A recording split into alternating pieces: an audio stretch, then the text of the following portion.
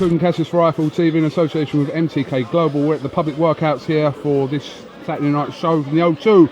I'm joined by Liverpool's public enemy number one, Ohara Davies. Ohara Davies.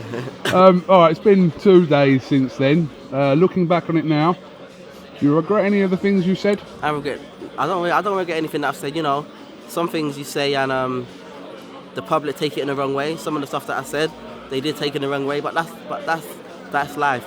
I went there. I got abused by the public, and I feel like I stood my ground. And I'm only a human being. You say bad things about me, I'm only gonna say bad things back. And that's what happened. I did lose my cool a bit, but it's boxing, and I'm only a human being. I'm a fighter at the end of the day. So the one thing that was picked out of it, and listen, my opinion is irrelevant, but I did think it was maybe a little bit below the belt, was the comment about the £7 an hour. What I said about £7 an hour, I literally didn't mean it in a bad way. What I meant was they took time out of their work to come out and watch me talk. So I was like, thank you for losing your £7 an hour for your 2 hours that you've gone and taken off work to come and hear me talk. And then as I left, I was so angry. I wasn't even thinking about what I said. I was like, oh, you £7 an hour can't. But I literally wasn't thinking about what I said. Did you see though, despite how you meant it, how it would have sounded with people? Obviously, I can definitely understand that. People, a lot of people took it the wrong way, but then again, I got verbally abused, and I took it the wrong way. But the same way they abused me, I abused them the same way. So it was like, you can't be willing to give but not be willing to take, and that's what happened there. They said a whole lot of things to me. The one little thing I said back, they were all getting the hump over it. So all Liverpool boxing fans they're just like a bunch of kids, a bunch of crybabies. That's how they look in my eyes.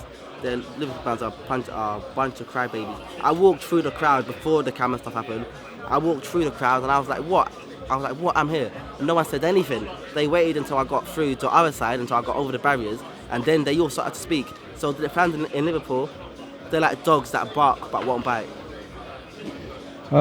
There was something that obviously the media picked up on, something David Hayes said or tweeted out, that he suggested there was a racial element to some of the chanting and the abuse.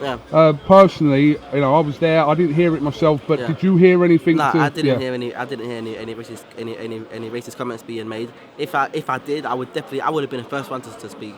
David Hay might have heard something that we didn't hear, but me personally, I didn't hear any racism being shouted at me. Actually, the whole time I've been in boxing, I don't think I've been racially abused once. I can't imagine one time I've been racially abused.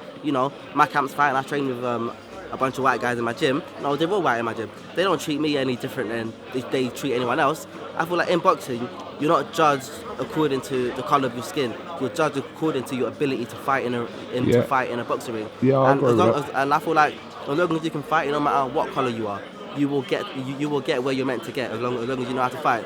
So I didn't hear any racial comments in Liverpool. If I did, I would have got mad, because I'm against all that stuff totally. I don't believe the colour of your skin means anything. And you see that I'm friends with Raj. He's white, I'm black. I've trained with a bunch of white guys. I've never experienced any racism. I've been out to Liverpool. I've been abused by them. I've been called every name under the sun, apart from anything racially bad. So Excuse me. Ohara, well listen, we've got a press conference tomorrow. Obviously this one's not open to the public, so we should see. I mean, I don't know if that's going to make it. Let's see what David Matthews has got without all the backing of all his hooligans. That's what they are, a bunch of hooligans, a bunch of out of control hooligans. So let's see what Dave Matthews has to say when he's in my hometown and all his guys aren't there. I'm just looking forward to see what he's got to say. All right, Ohara Davies, thanks for talking to Rifle TV, and we'll catch up with you tomorrow after the press conference. Definitely. All right. Shout out to New Base. Yeah, headphones. Shout out to New Base. These headphones are great. I've been using them for some time now, and recommend everyone to get a pair. Yeah, New Base, if you're watching, want to send me and James Helder. I like white, he likes black. Yep, they heard.